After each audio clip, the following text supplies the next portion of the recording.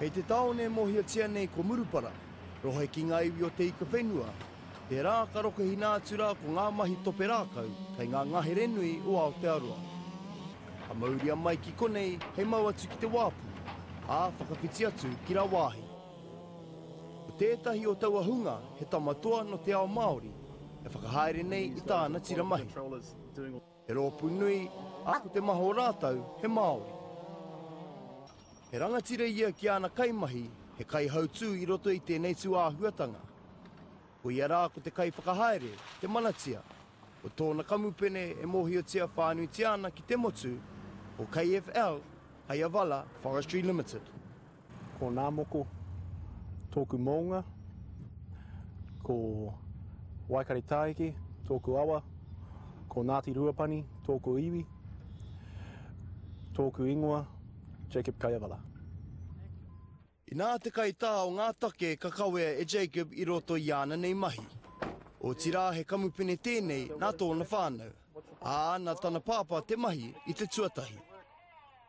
Ko tā Jacob i nāenei he whai i ona nei tapu ai.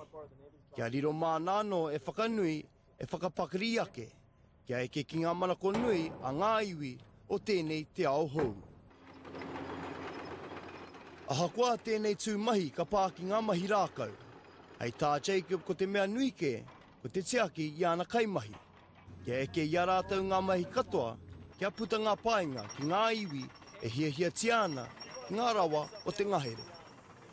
Hei tā nāno, ahakoa ka hore pēr he huarahi, hei ako i tēnei tū mahi o te manatia ki te ngahere.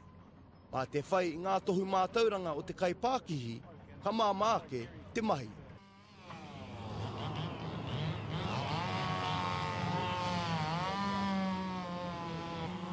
Tētahi o ngā huanga nui kua puta i tēnei kamupene o Kajavala Forestry Limited. Kua riro ko rātau hei whakarite tikanga hou, hei whakatauira i tētahi huarahi a te whakauru mai a Rorohiko. Ko te mahi a tēnei momo taputapu, e whakaahua i te nui me te hohonu o ngā rākau i turakina ki te ngahere. Ka riro mā te o Rorohiko anō e whakahoki kōrero atu ki te tari. Kia mōhio aki ai ki te wāriu o ngā rākau paina nei.